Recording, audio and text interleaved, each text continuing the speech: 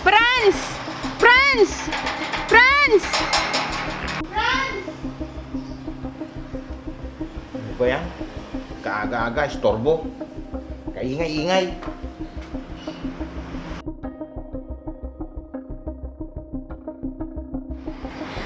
Franz! Yung kuya mo, tinakbo namin sa ospital. Ano bang nangyari sa kanya? Bigla na lang siyang nahilo. Ano? Saang ospital? Sumama ka sa akin at puntahan natin.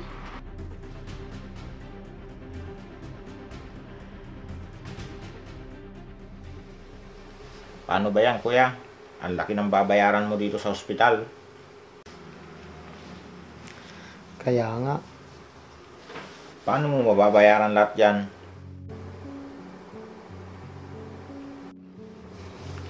Yung lupang sinasaka mo, pwede mo munang isanlasakin.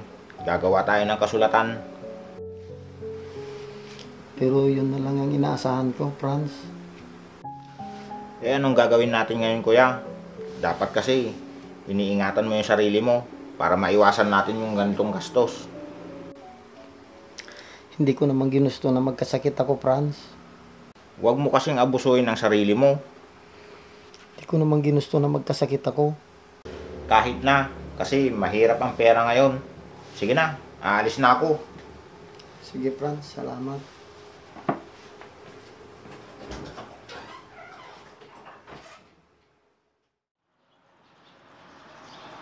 Oh, Ate Ruby, mabuti naman at nandito ka na.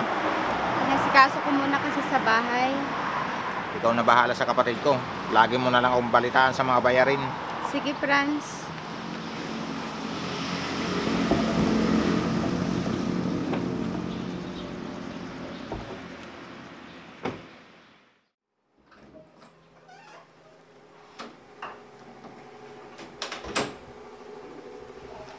Ruby, andyan ka na pala.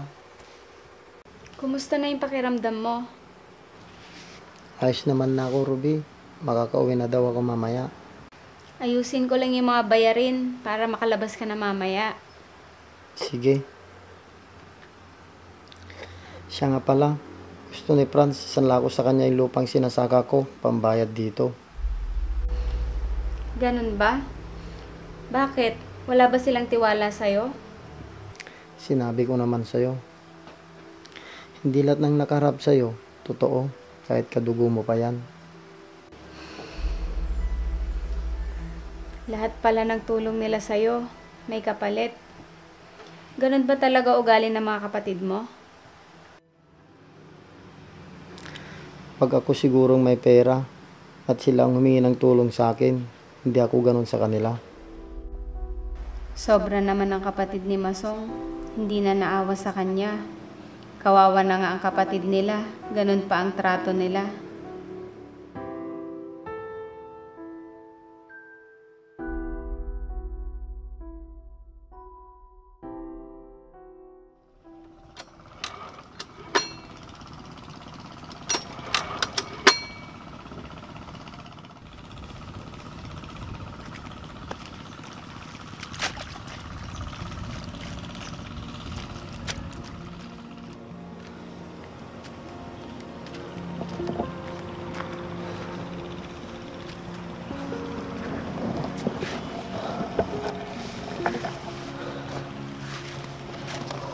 Oh, Masong, nandiyan ka na pala.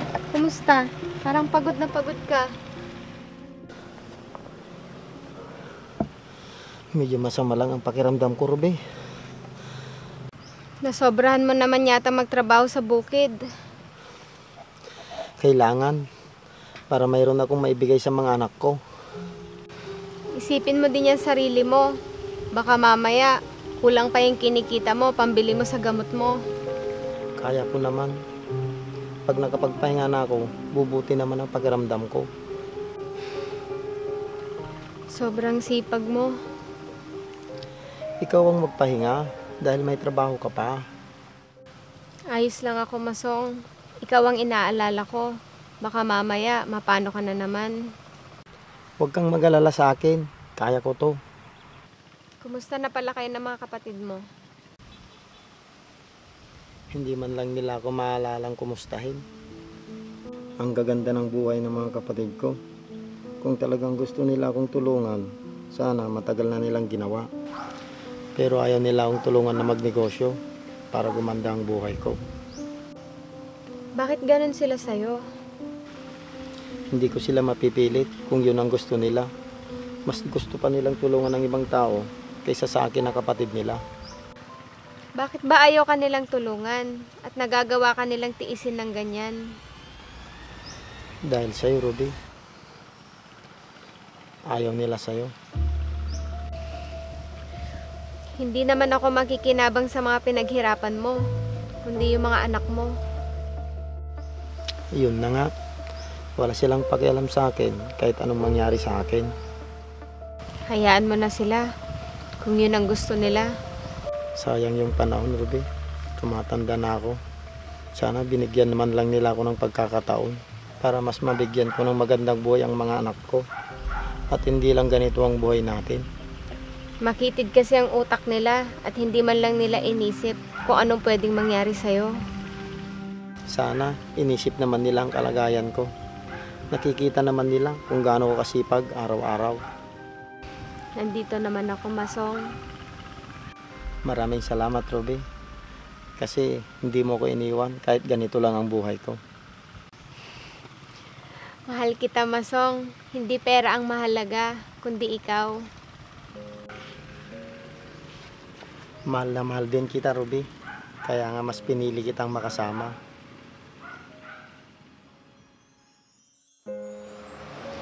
Bakit nyo pala ako pinapunta dito nila, kuya? Nabalitaan ko na malaki ang kinita mo sa bukid mo. Oo, Franz. Pangninegosyo sana namin ni Ruby. Bakit hindi na lang natin pang negosyo? Tutulungan ka namin. Talaga, Franz? Oo, kuya. Magnegosyo ka na lang, kagaya ng negosyo ko. Sige, Franz. Kung anong maganda. Kakausapin ko na din ang pamilya natin para matuloy na ang negosyo mo. Tutulungan nyo na ako. Ang tagal ko nang hinihintay yan, Franz. Oo, pag-uusapan namin nila kuya at ng mga kamag-anak natin sa abroad kung paano ka namin tutulungan. Maraming salamat, Franz. Ang tagal ko nang hinihintay na tulungan nyo ako.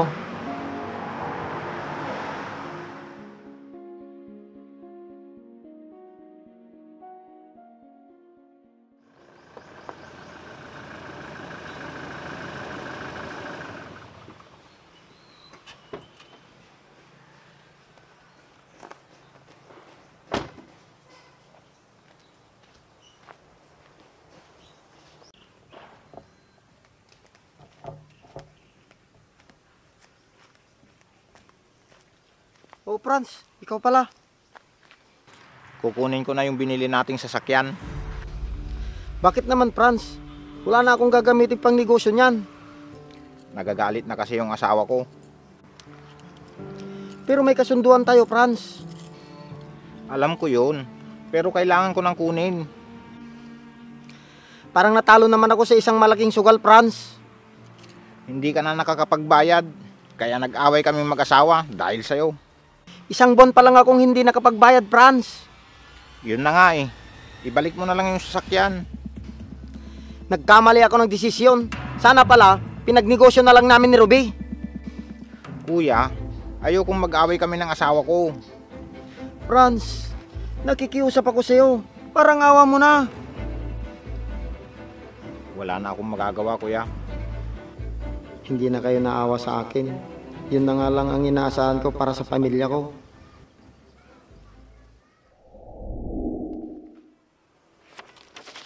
Ito na lahat ng napag-usapan natin, kuya. Basahin mo at mamaya babalikan ko para mapapirmahan sa abogado.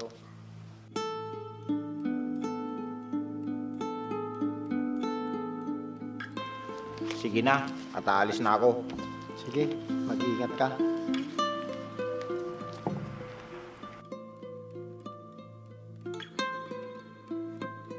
Ruby, pakibasa mo nga to at tignan mo lahat ng mga nakalista kung tama. Kasi lahat yata ng utang ko at tinulong sa akin ng mga kapatid ko ay nilista nila. At ipapapirma daw nila sa abogado bilang kasunduan namin. Bakit sobrang laki naman yata nito, Masong? Lahat pala ng ginastos nila sa'yo, nilista ng mga kapatid mo. Ganun talaga, Ruby. Pagdating sa pera, walang kapakapatid. Hindi pala tulong na masasabi yon, kundi may kapalit lahat. Hayaan mo na. Kapatid ko pa rin naman sila at tumutulong sa akin. Tulong ba yon? Lahat nakalista pa? Paano mo babayaran ng ganyang kalaking halaga buwan-buwan? Hindi mo kakayanin yung ganyang kalaking halaga, Masong. Baka sakaling swertein ako, Ruby, at kumita ako ng malaki sa negosyo. Sana nga, Masong. Sana nga.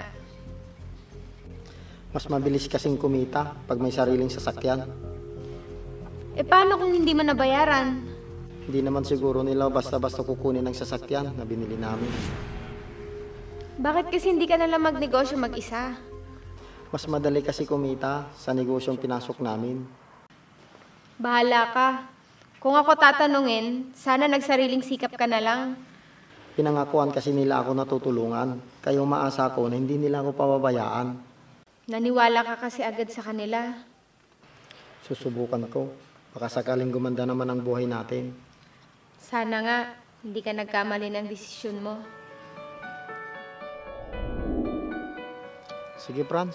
Ibabalik ko na lang yung sasakyan sa inyo. Sige, hintayin na lang namin sa bahay.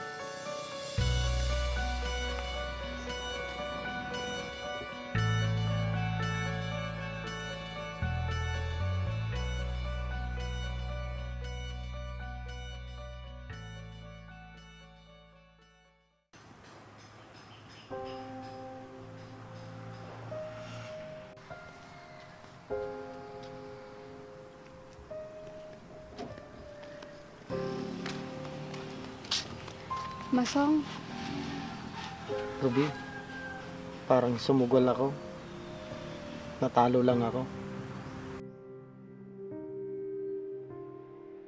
Lahat ng pinaghirapan natin at kinita ko, Ruby, nawala na parang bula.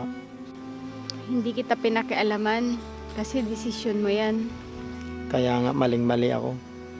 Nakinig ako sa kagustuhan nila at niniwala ko sa kanila. Bakit hindi mo na lang kunin yung pera mo para hindi ka na nagtitiis sa ganitong buhay? Ayokong pagsimulan pa ng away naming magkakapatid yan. Bakit hindi ka humingi ng tulong sa isa mong kapatid? Sinubukan ko na, pero di niya ako pinakinggan. Ayaw na niya akong tulungan. Akala ko ba mabait yun, kagaya ng sinabi mo? Hindi ko alam.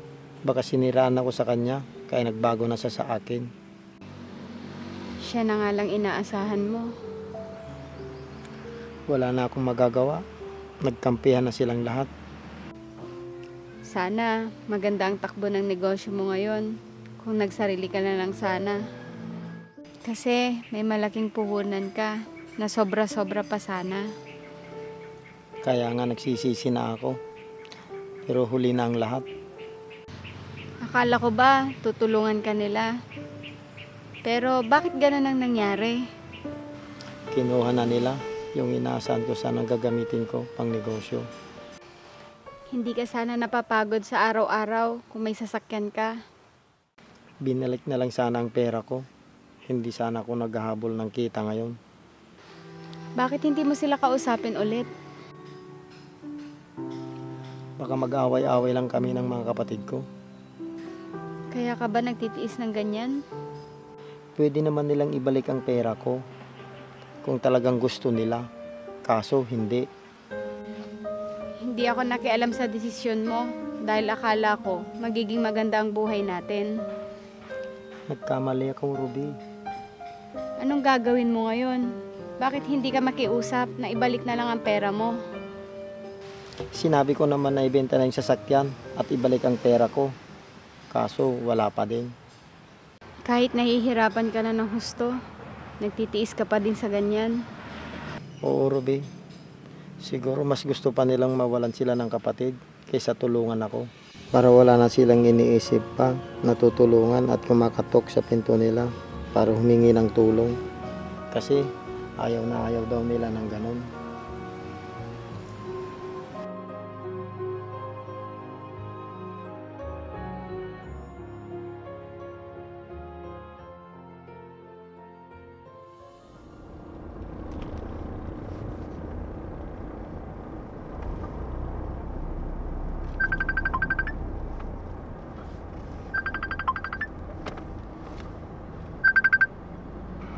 Hello? Anong ibig mo sabihin? Hindi na umabot sa ospital si Masong. Ano? Hindi totoo yan. Puntahan niya na lang po siya.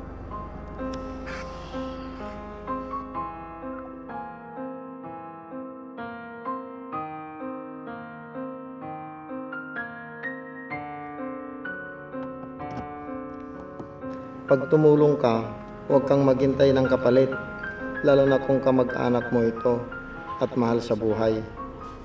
Mas malaga ang buhay ng isang tao kaysa sa anumang kayamanan na mayroon ka. Sabi nga nila, mas mabuting magbigay kaysa ikaw ang bigyan.